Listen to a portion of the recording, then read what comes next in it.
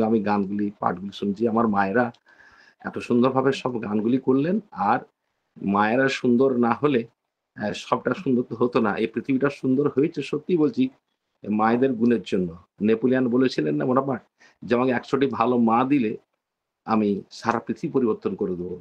সুন্দর, সুন্দর মানুষের জন্ম হবে সেখানে।" তো সেই বলছি মায়েরাই আজ সর্বক্ষেত্রে দেখছি যে সৎসঙ্গ বলুন, অনুষ্ঠান বলুন, যাজন-কার্জন বলুন, ডিপি ওয়ার্কস বলুন, যা সবকিছু কাণ্ড আছে, সব মায়েদের বৃহদাংশই মায়েরাই এই রোলটা প্লে করছে। আর সত্যিই তাই। অবশ্য তার মানে দাদারা কিছু করেনি তা নয়। দাদারা পেছন দিকে তাদেরকে অ্যা ইষ্টমানবতা দিয়ে এগিয়ে দিচ্ছে। এটাও করছেন তারা তাদের সংসারের সমস্ত থেকে। তো যাই হোক খুব সুন্দর সৎসঙ্গ সবাই মিলে মায়েরা সুন্দর গান করলেন, পাঠ করলেন। খুব সুন্দর হয়েছে। প্রত্যেকের মঙ্গল কামনা করি। ইষ্ট সাথে প্রতিষ্ঠায় এই জীবনের কর্ম। যজন যাজন ইষ্টভৃতি এই জীবনের ধর্ম। আর আমরা জানি যজন যাজন ইষ্টভৃতি করলে কাটে মহাভীতি। জীবনের ১ম টাই হচ্ছে আমাদের কর্ম হচ্ছে যে ইষ্ট স্বার্থ প্রতিষ্ঠা। আমরা অনেক সময় ইষ্ট স্বার্থ প্রতিষ্ঠাকে বাদ দিয়ে কিছু সময় আমরা কখনো একটু আমরা বিচ্যুত হয়ে পড়ি, একটু derailed হয়ে পড়ি। নিয়ে কি আত্মস্বার্থ প্রতিষ্ঠা করার জন্য। তো সত্যি তাই যে আমরা আবার অ্যা যদি ইষ্ট প্রতিষ্ঠায় মন দেই, মনোনিবেশ করি, ইষ্ট প্রতিষ্ঠায় যদি আমার একমাত্র কর্মধর্ম হয়ে থাকে, তাহলে সমস্ত কিছু পৃথিবীতে যা কিছু আছে আমি সব অ্যাডজাস্ট করে নিতে পারবো, সব মেনে নিতে পারবো। কারণ পরমপিতা থাকে সৌন্দর্যের মধ্যে, শান্তির মধ্যে, ঐক্যর মধ্যে এবং মহামিলনের মধ্যে। এই মহামিলন, মহা ঐক্য এর মধ্যে থাকে একটা বন্ধন, অটুট বন্ধন। আর সেই অটুট বন্ধনেই থাকে ঈশ্বর প্রতিষ্ঠা। আর যে যতভাবে সেই প্রতিষ্ঠায় মগ্ন হবেন, মগ্ন হই আমরা যত ধ্যান করি, তত আমরা একনিষ্ঠ হয়ে পড়ি এবং একারোরক্তি আমাদের বৃদ্ধি পায়। আমরা পরম পিতার কাছে পৌঁছে যাই। তিনি যা চান, তিনি যা আমাদের কাছ থেকে আশা করেছেন আমরা, যে আমাদের প্রভু বলেছেন যে, "সমস্ত পৃথিবীর যা কিছু আছে, সব আমার সত্তা। এর মধ্যে সবকিছুর আমার অধিকার আছে।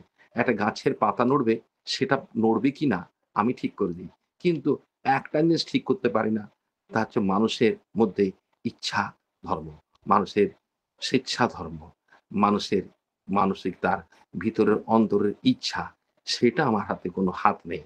সেটা তার মধ্যেই নিবেদিত এবং তিনি যেভাবে সেটা ব্যবহার করবেন, সেভাবে তিনি পাবেন।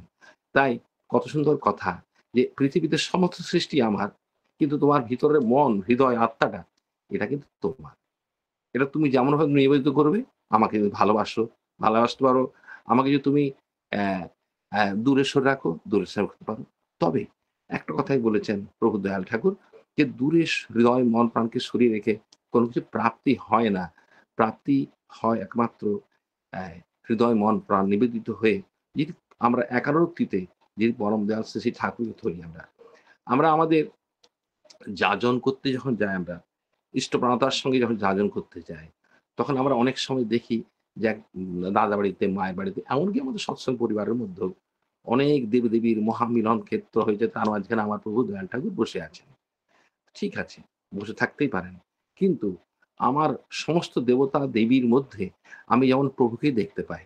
যদি আমার নারায়ণ বসে থাকে, লক্ষ্মীনারায়ণ বসে থাকে, সেখানে আমার যেমন প্রভু আছেন। মা দুর্গা, সে প্রভু আছেন। গণেশ, প্রভুজি গণেশ প্রভু আছেন। ভগবান শ্রীকৃষ্ণ, তিনি সমস্ত আদি অনাদির তিনি সৃষ্টিকর্তা।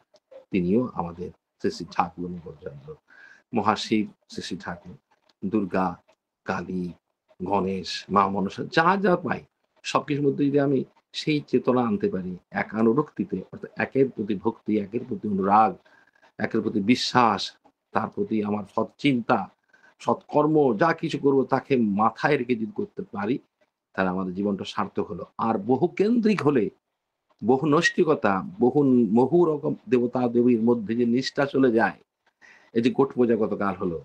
আমরা সবাই কি করছি, একেক সময় অনেকেই দেখেছি যে ইষ্ট কর্ম ফেলে রেখে, আমার যাজনের যে কর্ম ফেলে রাখে, সৎসঙ্গ ফেলে রেখে, হ্যাঁ? সেখানে আমি গোট যাচ্ছি। হ্যাঁ, পারিবারিক একটি সংস্কার করতেই হয়। কিন্তু সর্বোপরি আমার প্রভু তিনিই তো সেই নির্মাতা সবকিছুর। তিনি নির্ণয়নকারী। তাকে ফেলে কোথাও যেতে পারিনি। তার সঙ্গে আমার নিবেদিত হলে আমি নিবেদিত হলে নিবেদিত প্রাণ হয়ে থাকলে আমার সেই গোট কলায় ভেজাও হবে, আমার গোষ্ঠকে ডাকা হবে, আমার কৃষ্ণকে ডাকা হবে, আমার লক্ষ্মী পূজা হবে, আমার দুর্গা পূজা হবে, আমার নারায়ণ পূজা হবে। এই মানসিকতা নিয়ে চলতে পারি আমরা, তবে কিন্তু আমরা আমাদের ঠাকুর যেভাবে চেয়েছেন আমাদের সেইভাবে আমাদের অগ্রগতি হব। একটি গৃহে শুধু একটি দেবতা থাকবে। পরম দয়াল শ্রী ঠাকুর। তিনি সর্বদেবময় গুরু। হ্যাঁ, এই চিন্তা ভাবনা আসতে আমাদের সময় লাগবে। আবার এটাও ঠিক যে কারো যদি সেই সম্মান মর্যাদা থেকে থাকে কোনো দেবতা দেবীর প্রতি তার মনে ব্যথা যেমন না সৃষ্টি হয়। ঠাকুর বলেছেন, তার মনে যেমন কোনো হৃদয়ে তাহার কোনো আঘাত যেমন না হয়। তিনি যেটা মনে করেন সেটাই হোক। আস্তে আস্তে তার কর্ম এই যে যজনশীল হয়ে থাকা, যজনশীল হতে তিনি একসময় বুঝবেন যে সব দেবতা আধার এবং এক। তিনি পুরুষোত্তম, তিনি পরমদয়াল শ্রী ঠাকুর তিনি চলেছেন যে স্বর্গীয় মানুষ চেয়েছেন। এ ম্যান অফ ব্লিস, মিষ্টি মানুষ। মানুষগুলো সব মিষ্টি হবে। এই যে আমার শ্রদ্ধা শেফালী মা কি সুন্দর কথাটি বললেন, "হ্যাঁ দাদা আপনি একটু করুন।"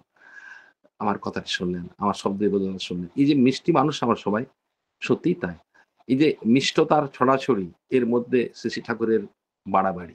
আমাদের যা কিছু আসবে সবকিছুর মধ্যে দিয়ে যেমন আমরা তার সান্নিধ্যে আসতে পারি এমন আমাদের কথাবার্তা চালচলন এমন হবে, সবকিছু তাকে নিয়েই চলবো। খুব সুন্দর একটি সৎসঙ্গ উপভোগ করছি আমরা। সকলের গান, সকলেই সবকিছু থাকে। তবে আমাদের চাই ঠাকুর বলেছেন নিত্য সাধনা চাই। ১ম জিনিস হলো যে যজন। ভক্তির সঙ্গে যদি ইষ্টমনন করতে পারি, ইষ্ট নাম, জপ নাম এসব করতে পারি, তাকে চরিত্রগত করতে পারি। আমি একজন মানুষ হতে পারলাম। আমার জীবনে অনেক ঘটনা আছে। আমি একদিন বলব সময় করে যে ঠাকুর কত জ্ঞান্ত, কত জীবন্ত, কত তিনি অস্তিত্বমান আমাদের সকল হৃদয় মনে প্রাণে জড়িয়ে আছেন। সবসময় তিনি আছেন। এই যে কথা বলছে আপনাদের সঙ্গে তিনি আছেন পাশে দাঁড়িয়ে। আপনাদের পাশে দাঁড়িয়েছেন ঠাকুর। আপনাদের জীবনে অনেক ঘটনা আছে, লীলা তার পেয়েছেন। তো আপনাদের কথা বলতে আপনারাও যদি বলেন, একেকটা যুগ শেষ হয়ে যাবে। এত তার একেকটা সময় চলে যাবে। এত তার কাছে প্রেরণা আমরা পাই। সর্বোপরি আমি একটি দাদার কথা বলি। আমি যার কাছে দীক্ষা, আমি সস্তনে যার কাছে নিয়েছি, আমার ডক্টর শরৎ চক্রবর্তী দাদা। তিনি আমার মেদিনীপুরে থাকেন। তিনি একদিন বলছিলেন যে, "আমি সকালবেলায় ১২ টা অপারেশন করেছি। খুব ক্রিটিক্যাল অপারেশন। ১২ টা অপারেশন করার পর আমি মন্দিরে গিয়ে মেদিনীপুরের পাটনা বাজারে এক মন্দির আছে আমাদের ঠাকুরপুর বাড়ি। সেখানে মন্দির গিয়ে আমি কিছুক্ষণ যজনশীল হয়ে থাকি। একটা সৎসঙ্গ করি। ট্রেনে উঠি। ট্রেনটা কোটায় উঠি? 10:30 টার ট্রেন, লোকাল ট্রেনে উঠি। ফারাক্কা যাবো। সেখানে আমার একটা ক্রিটিক্যাল অপারেশন আছে, যেতে হবে সেখানে। সকাল থেকে খাবার এতটুকু সময় পাইনি। সেই সকালে শুধু খাওয়া একটু, আর সারাদিন খাওয়া জুটেনি। শুধু কর্ম, শুধু কর্ম। শুধু অপারেশন। কারণ ঠাকুর বলেছেন যে, "তুমি মানুষের জীবনের সঙ্গে যুক্ত হয়ে আছো। এটা কখনো অন্যরকম অন্যমনস্ক সম্পন্ন হবে না।" তো সেই দাদা ১২ টা অপারেশন করার পর সৎসঙ্গে আসার পরে 10:30 টার ট্রেন ধরে ফারাক্কা যাচ্ছেন, হাওড়া পেরিয়েছেন, কিছুটা অংশ যাওয়ার পরে প্রচুর খিদা লেগেছে দাদার। কি করবেন দাদা আমার? ঠাকুরের এক মন হয় একনিষ্ঠ ডাকছেন। কম্পার্টমেন্টে দেখলেন একজন সাদা ধুতি পরা একজন ছোলা বিক্রেতা। তো ওই ভিজে ছোলা খুব সুন্দরভাবে পরিপাটি করে সাদা পোশাক পরে এলেন। বলছে, "বাবু একটু ছোলা খাবেন?" বলছে, "বাবা তোমার তো ছোলার মধ্যে নিরামিষ নেই। বলো আমিষ আছে, পেঁয়াজ আছে।" বলছে, "আমি হলপ করে বলছি, আমি এই সাদা পোশাক দেখতে পাচ্ছেন? আমার যেমন সাদা পোশাক, সাদা মন সেরকম আমার।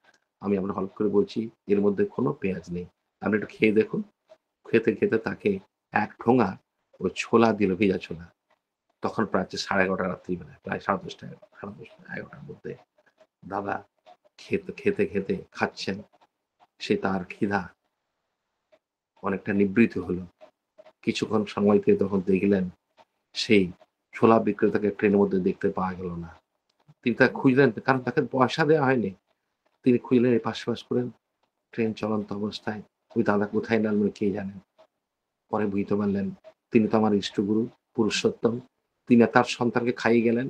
সারাদিনের পরিশ্রম, আমি পরিশ্রান্ত ছিলাম। আমার যে খিদা পেয়েছিল, আমার মা যেমন আমার খিদা পেলে মা আমাকে খাওয়ায় মাথায় হাত বুলিয়ে, সে দয়াল ঠাকুর তিনি এসে তাকে খাইয়ে গেলেন।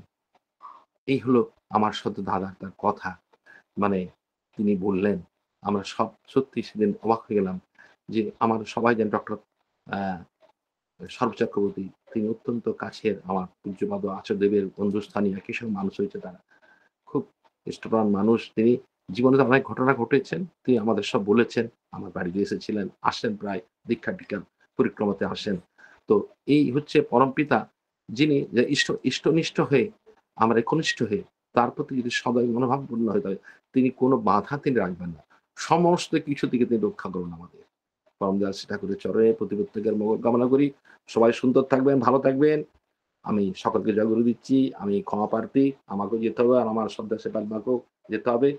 পরমদয়াল শ্রী ঠাকুরের চরণে প্রতি প্রত্যেকের মঙ্গল জয় গুরু। সবাই সুস্থ ভালো থাকবেন। জয় গুরু। আমার শ্রদ্ধেয় দাদা, জয় গুরু দাদা।